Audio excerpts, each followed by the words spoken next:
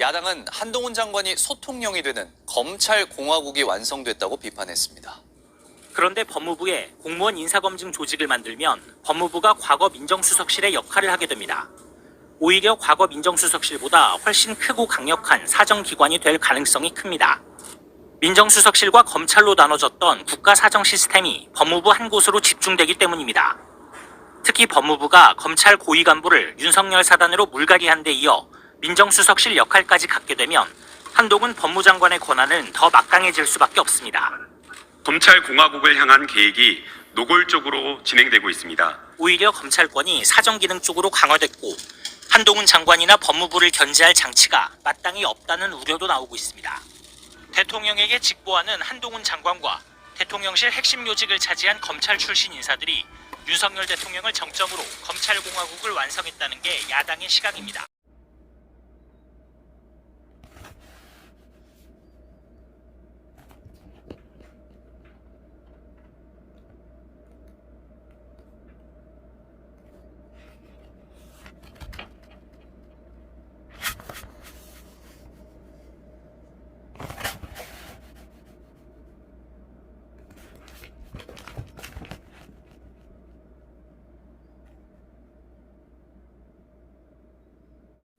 안녕하십니까, 라온입니다. 오늘은 검찰 국가의 탄생이라는 책을 리뷰해보고자 합니다. 작가는 기자 출신이며 지금은 한겨레 선임 기자인 이춘재입니다.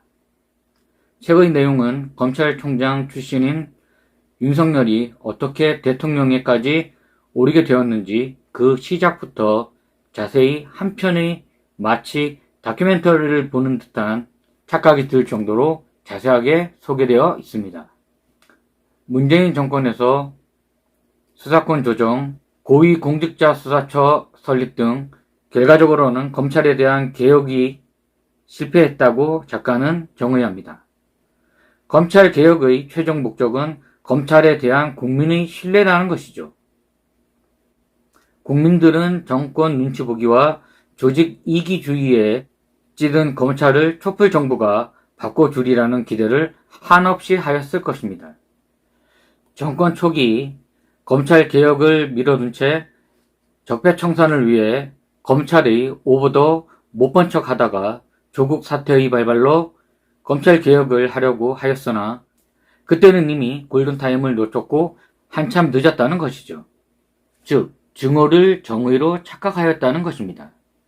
문정권은 추미애 장관이 검찰개혁 명분으로 윤석열 총장과 충돌하는 과정에서 민심을 잃었죠. 이 당시 민심은 검찰개혁에 올인하는 것이 아닌 부동산 가격 폭등에 오히려 정권에 대한 기대가 더 컸다는 얘기입니다.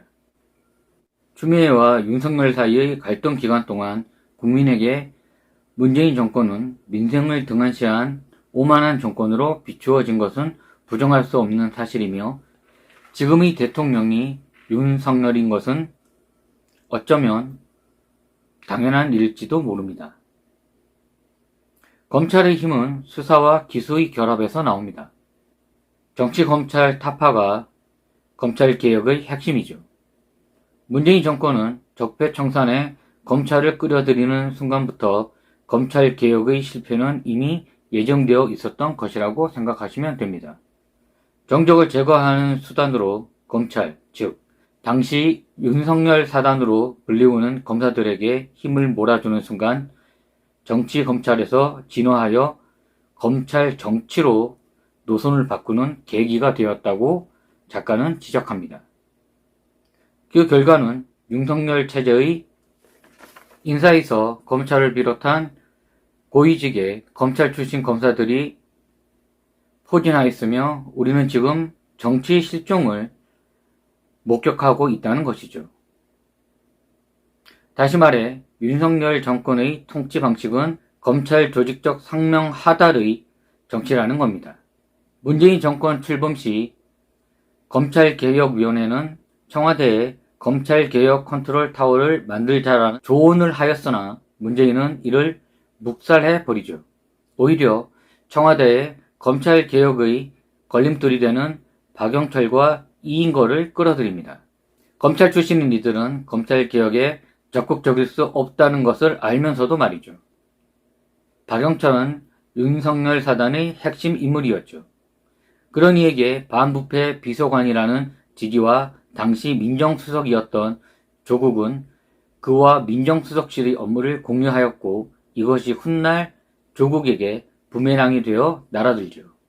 유재수 전 금융위 금융정책국장에 대한 감찰을 중지시킨 것에 대하여 박영철이 조국에 대하여 불리한 진술을 한 것입니다.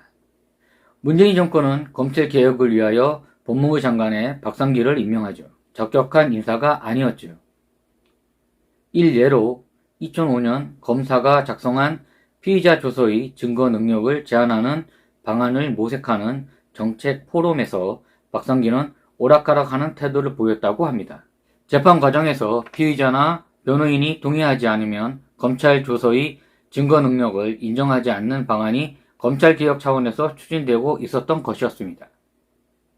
그 당시 결정권이 실무위원회에 있었으며 법원과 검찰을 각각 대표하는 2명, 학계 2명, 변호사 1명 등 5인으로 구성되어 사안을 처리하였는데 박상기가 학계 인사로 법원 의견에 동조하며 부결되었고 문제가 더 커지고 부작용이 일자 17년이 지난 2022년 1월 1일부터 검사 작성 조서의 증거 능력 제한은 형사소송법 개정으로 시행되기에 이르죠.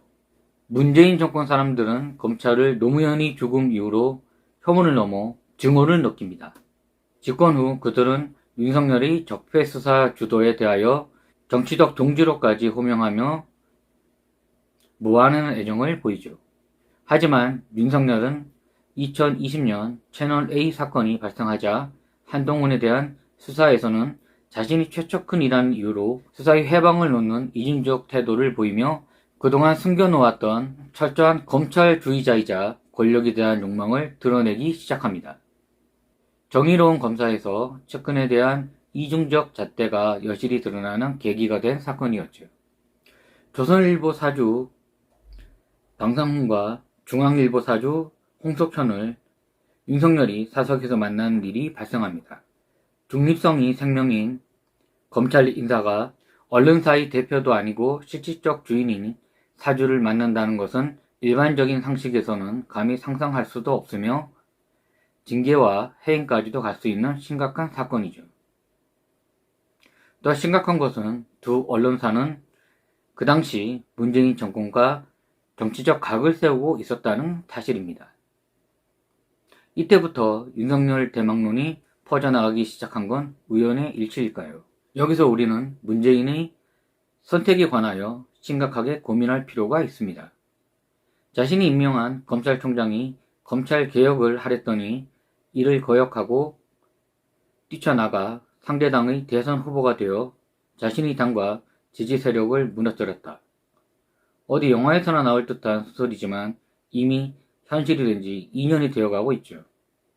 그 최악의 현실의 씨앗을 문재인 자신이 스스로 선택하였고 이용하였으며 그 과정에서 너무 큰 권한을 주어 나중에는 뭘 주던 주인을 물어 죽인 셈이 된 꼴이니까 말이죠. 그 원인을 스스로 제공하였으니 비난과 원망을 듣는 것은 당연한 것이고요. 우리는 검찰 정권이 탄생하게 된 시발점부터 윤석열이 검찰총장에 이르자 대권에까지 야망을 드러내는 과정까지 살펴보았습니다. 또는 문재인의 선택이 처음부터 잘못이었고 단순한 한직 검사를 대통령으로까지 만들어주는 코미디를 연출한 것이죠. 문제는 문재인입니다.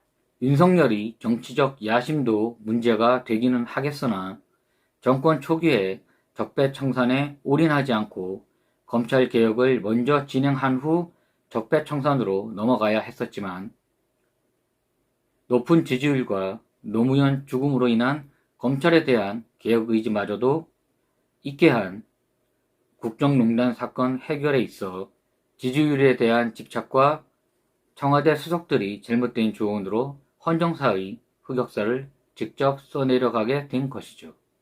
순전히 문재인 본인만이 잘못은 아니지만 킹의 역할은 최종적 결정을 내리며 그에 따른 책임도 자신이 온전히 책임지는 것이라고 저는 생각합니다.